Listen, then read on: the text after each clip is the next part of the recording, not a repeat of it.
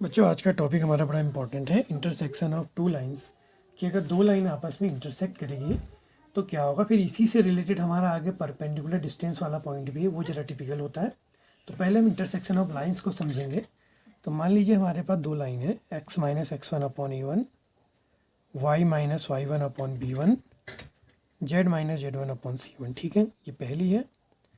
और x minus x2 upon a2, y minus y2 upon b2, z minus z2 upon c2, ये हमारी दूसरी straight line है। तो मान लीजिए एक स्ट्रेट लाइन ये है, एक ये है, ये यहाँ पर इंटरसेक्ट कर रही है। तो जब ये इंटरसेक्ट करेंगी तो इनका पॉइंट ऑफ इंटरसेक्शन क्या हो जाएगा, सेम हो जाएगा, यानी कि दोनों से उसके कोऑर्डिनेट सेम आएंगे। तो लेट अगर मैं इसको लेमडा मान लूँ तो इसके कोऑर्डिनेट क्या आते हैं, x is equal to a1 lambda plus x1, y is equal to b1 lambda plus y1, z is equal to c1 lambda plus z1। ठीक, इससे निकालेंगे तो ये, यानी कि इस पॉइंट P के कोऑर्डिनेट पहले वाले से ये निकले और इसी P के कोऑर्डिनेट दूसरे वाले से क्या निकलेंगे, x बराबर a2 mu plus x2, y बराबर b2 म्यू प्लस y2 और z बराबर c2 म्यू प्लस z2। तो ये दोनों पॉइंट क्या आ जाएंगे, सेम आ जाएंगे। तो मीनिंग ये हुई कि जब आप इसको रखेंगे तो a1 लेमडा प्लस x1 बराबर a2 म्यू प्लस x2, ये तो पहली इक्वेशन आ गई।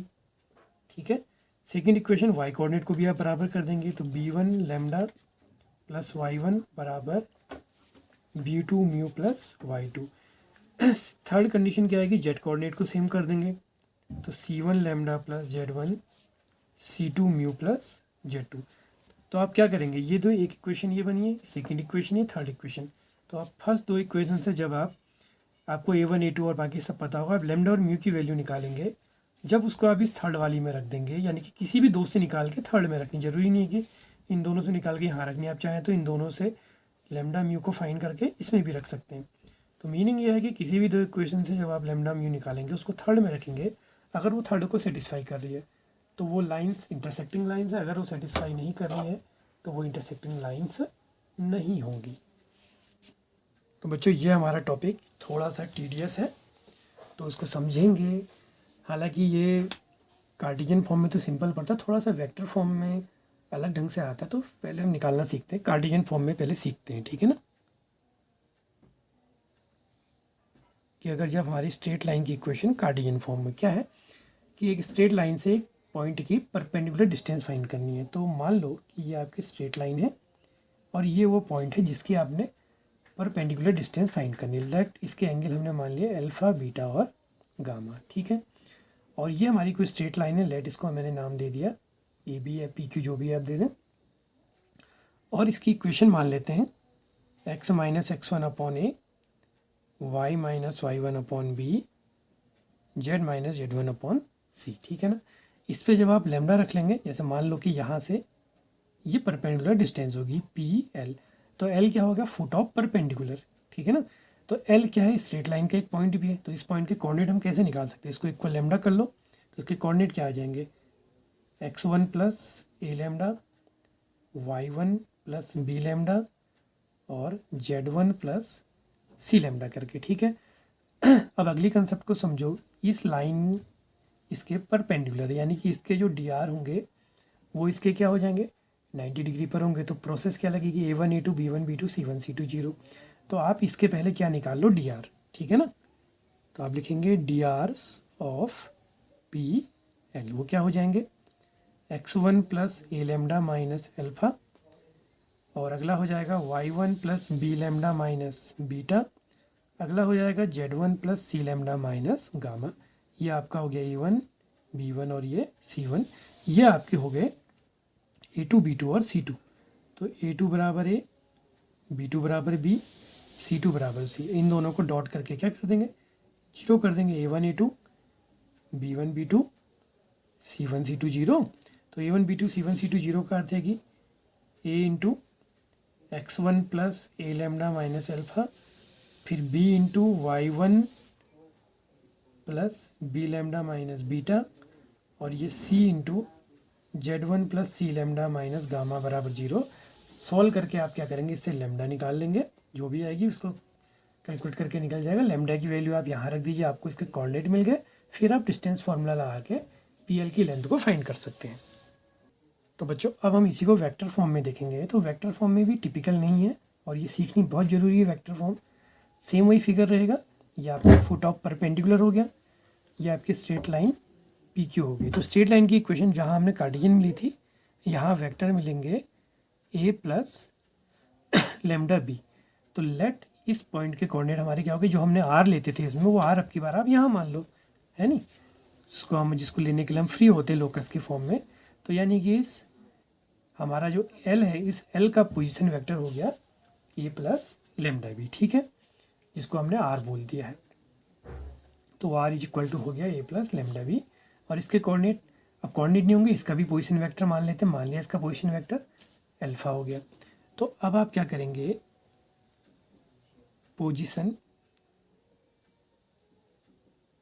वेक्टर ऑफ निकालेंगे पी एल, ठीक है ना। तो position vector of P L क्या हो जाएगा, O L minus O P कर देंगे। तो A plus lambda B minus vector alpha, ठीक है ना। तो इसका तो ये निकल गया। तो बच्चों इतना क्लियर हो गया। अब हम देखें तो जो हमारा ये पी एल होगा, ये पी एल क्या है, पी क्यू के पैरेलल है। अब फिर दिमाग में रखने वाली बात है कि ये लाइन जो थी वो ए प्लस लेमडा बी, यानी कि मैंने कहा था इस बी पे कमांड होनी जरूरी है, यानी कि ये पी क्यू लाइन जो है वो इस किसी वेक्टर बी के पैरेलल है।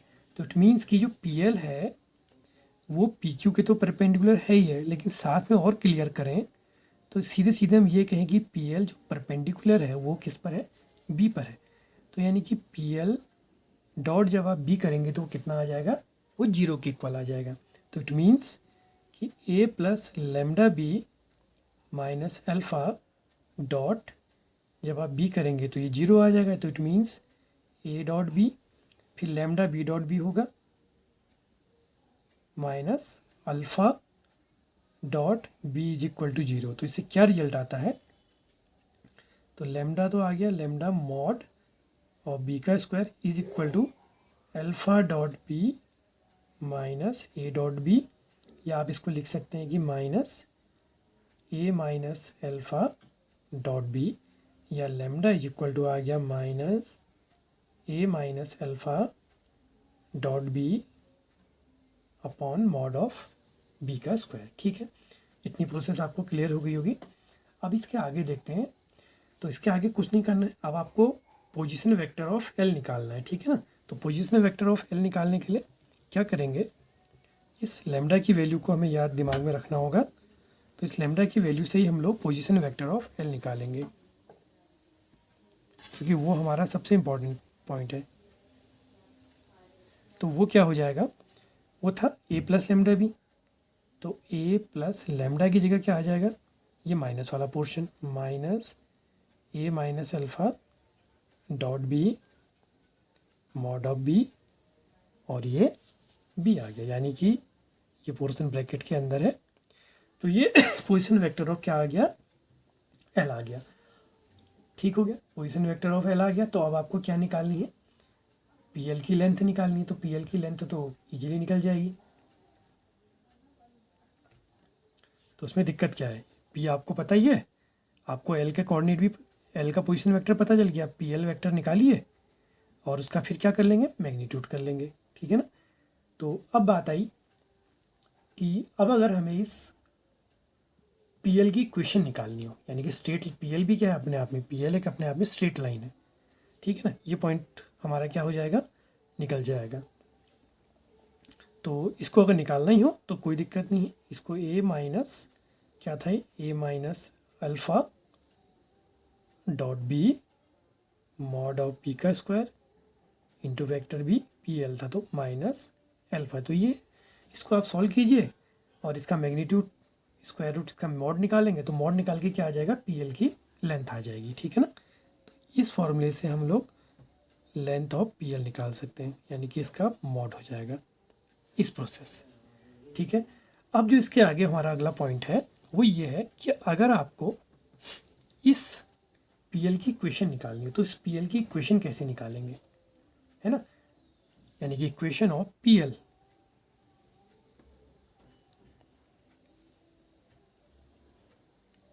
इक्वेशन ऑफ पी एल के लिए ये है, देखो ये एक ऐसी स्ट्रेट लाइन है, अब समझना है इसको, ये अल्फ़ा है पी और ये दूसरा पॉइंट है एल, जिसके कोऑर्डिनेट क्या आए थे, ए माइनस, हमने निकाला था अभी, A minus alpha upon mod of B का स्क्वायर इंटू वेक्टर बी।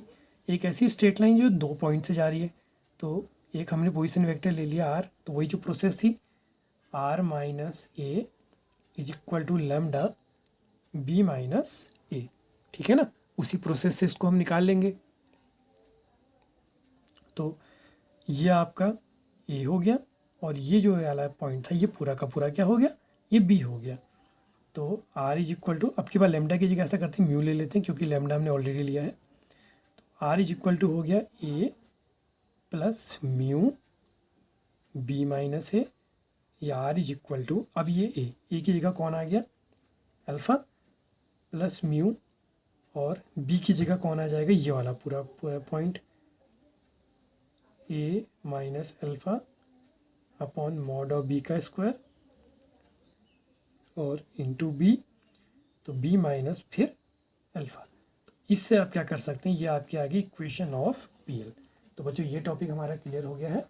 अब हम इसके आगे रिफ्लेक्शन ऑफ इमेज और इसके अलावा अगला टॉपिक बनेगा स्क्यू लाइन्स, 2 टॉपिक और पढ़ेंगे। Thank you.